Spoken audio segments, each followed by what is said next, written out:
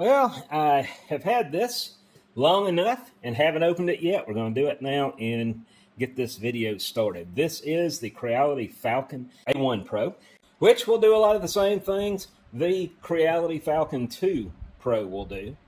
But I have seen several videos on this new A1 Pro, and it looks like we've got a lot of things like autofocus. We have a smart touchscreen, flame detection, which we had on the other one. We're going to see how this one does. Now, one of the things that this one does that the Falcon 2 Pro will not do, has an IR laser, where the other one didn't.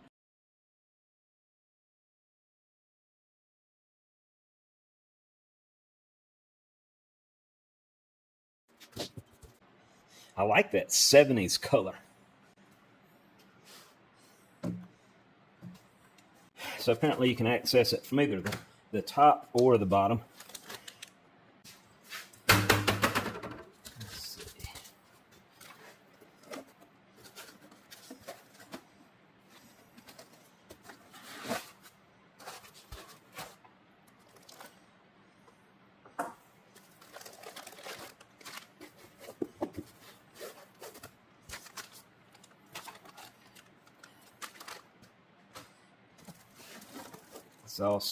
Flexible exhaust hose, and this here is what I have on the others.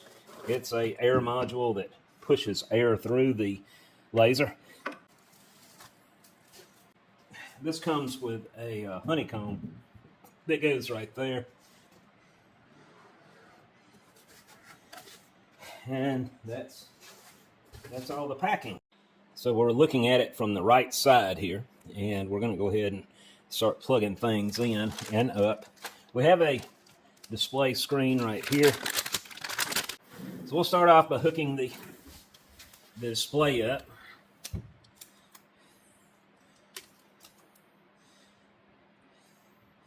It's pretty straightforward. You just plug that in and these prongs go right down in this. So it plugs in like that.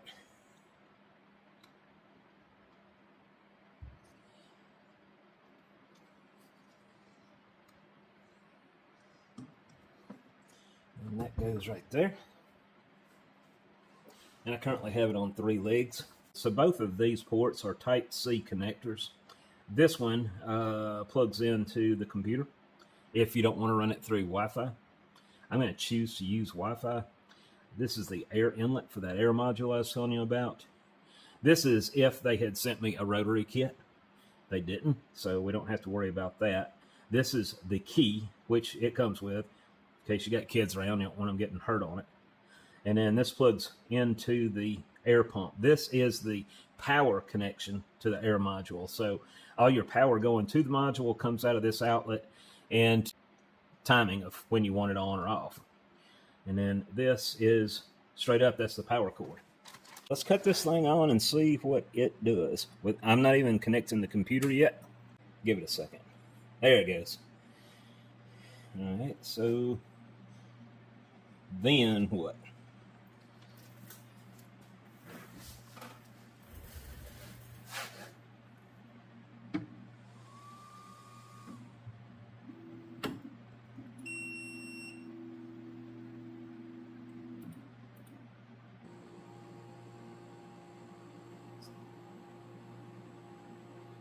I know I don't speak this language, so we're going to select English. I guess it's already selected for me. I've read that my life will always be obligated to... I can't read all that. Next. Now it's waiting. Now I gotta... Shoot.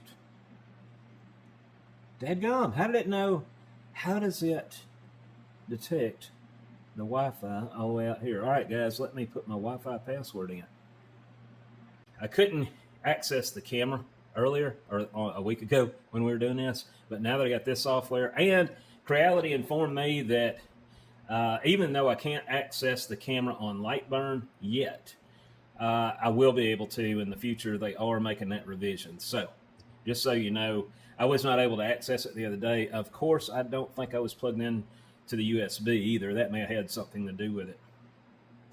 But anyway, let me bring up the computer and get things started. And it is the newest laser to the edition.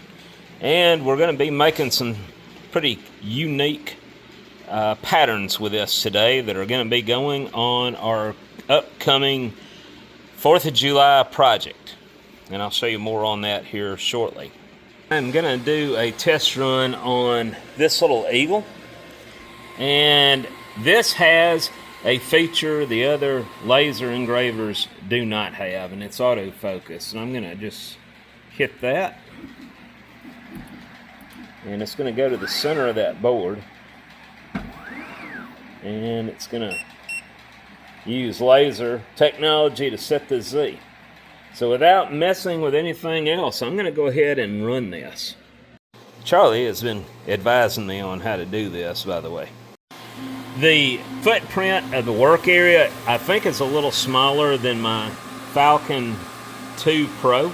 It only has a 20-watt laser, but it also comes with an infrared laser, and we're going to put that, we're going to probably show more using that in the next video. But this one, it's ideal for what we're trying to do here. And these, honestly, I'm not cutting a 2x4, so I don't need an 80-watt laser. Most of the work I've been doing was using the 40-watt setup, and there's just no need for it. And from my experience so far, it looks like the smaller wattage is more precise. So the laser itself, you can switch it out. Right up here, there's a little lever that you flip around, and that module, that laser module, will slide right out, kind of like an ink cartridge in a printer from what I saw. I haven't done it yet, but when we get ready to run the infrared laser, we'll do that. Measures like the glass. I asked Audrey, the young lady that I'm dealing with on this particular machine, I asked her, I said, one of the first comments that are probably going to come out of your mouths is it safe to be looking through these amber colored lenses without safety, specified safety glasses? And she reassured me it is completely safe. They always recommend smaller passes with a lighter load on the laser to do a much better job. And as you can see, if you can see that, that's exceptional detail right there. The doors are magnetic. I'm not going to open this or it'll shut the machine down. But you can access it from either the front or the top. Now, most of this stuff like this, I'm just accessing from the front. It's easy to just slide stuff right out, like a pizza oven. Alright, so this is the third pass, and now it's going to cut it out. I'm going to make sure it's not sparking and throwing embers everywhere. If it is, I need to back off on that setting.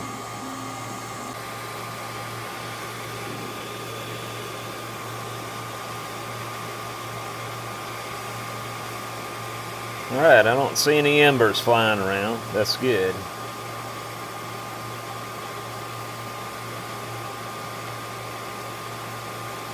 Yep, that cut through. Actually, I could back off on that, on the cutting power, couldn't I?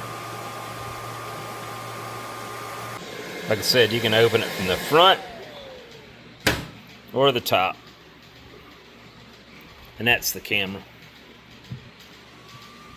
And this is a magnetic door. But as you can see, it fell right out.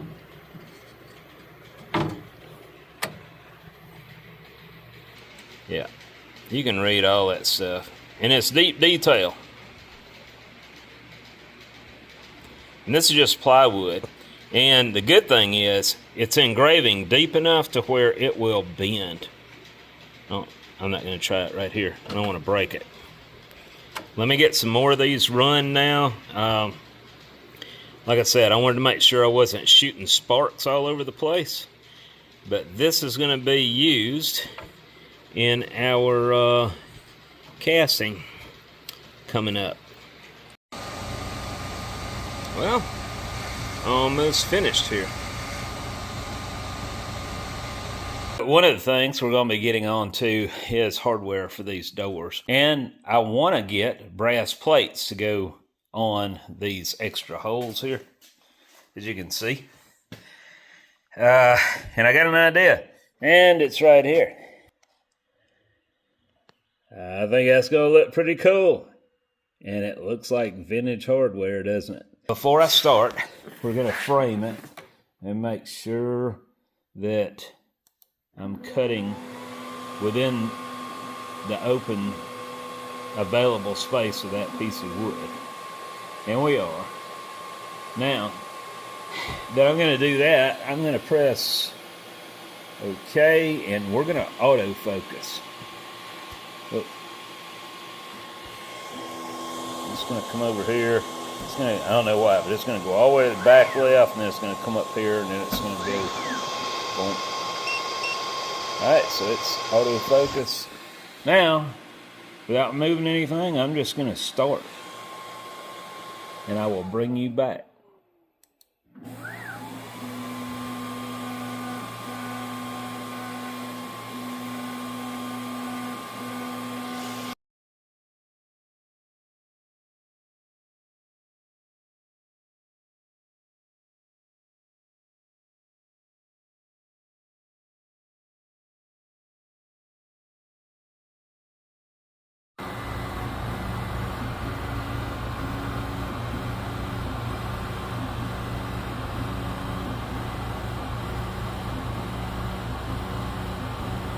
This is the patterns after they, I already put several coats of paint on them. This would have turned out great, but under the first layer there was a gap in the cross grain running this way on the plywood. So that's going to have to be rerun again, but I coated it with paint just to kind of give you an idea of the detail. And it's going to cast great when we get to that point. Now, these little things were what we were first starting to work with, and I had a change of plans after I started running these. Yeah, I run a bunch of them. But they were going to go around the crest of the bell. And I've had a bunch of problems. So the only thing we've been able to do for the bell so far that's working is making this 250th plaque, and it was pretty neat the way we did it. We cut it on, we engraved it on the laser, and then we soaked it in water prior to putting the bend in it, and then we let it dry in that shape. And the radius here is a lot sharper than the radius down here, so, and I don't know if you can see that. Yeah, you can pick it up a little bit. You see two different curves going on in that profile. Well, we strapped it to the bell wet and let it just air dry over a couple days.